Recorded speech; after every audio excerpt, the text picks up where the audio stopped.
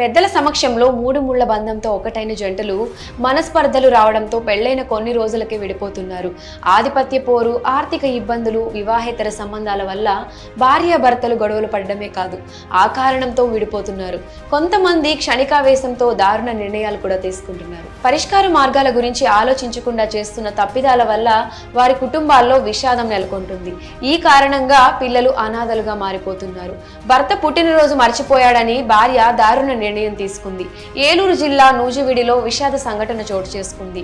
భర్త తనకు పుట్టినరోజు శుభాకాంక్షలు చెప్పలేదని మనస్తాపానికి గురై భార్య ఆత్మహత్య చేసుకొని చనిపోయింది. పోలీసులు తెలిపిన వివరాల ప్రకారం బాపట్ల ఉషా కిరణ్మయికి నూజివీడు మండలం రామన్నగూడెంకి చెందిన పామర్తి మన్మథరావుతో 10 ఏళ్ల క్రితం వివాహమైంది. వీరిద్దరూ ప్రేమించుకుని పెద్దలను ఒప్పించి మరీ పెళ్లి చేసుకున్నారు. ఈ జంటకు 2 సంతానం. ఉషా కిరణ్మయి స్థానికంగా ఓ జ్యువెలరీ షాపులో పనిచేస్తుంది. ఆమె భర్త మన్మథరావు చేపల వ్యాపారం చేస్తున్నాడు. 10 సంవత్సరాల వీరి సంసార జీవితం హ్యాపీగా సాగిపోతూ వస్తుంది. అయితే ఇటీవల ఉషా మన్మథరావు మధ్య చిన్న గొడవలు రావడం మొదలయ్యాయి.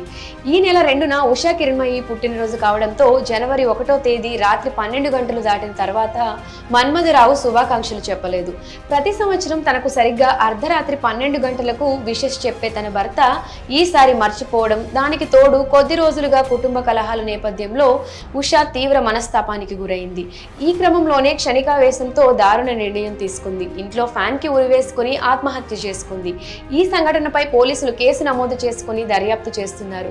ఏది ఏమైనా చిన్న కారణాలతో జీవితాలను బలి తీసుకోవడమే కాక తమ పిల్లలకు కూడా శిక్ష వేయడం దారుణం. పుట్టినరోజు నాడు విష్ చేయకపోవడం అనేది చిన్న విషయం. అంత మాత్రం దానికి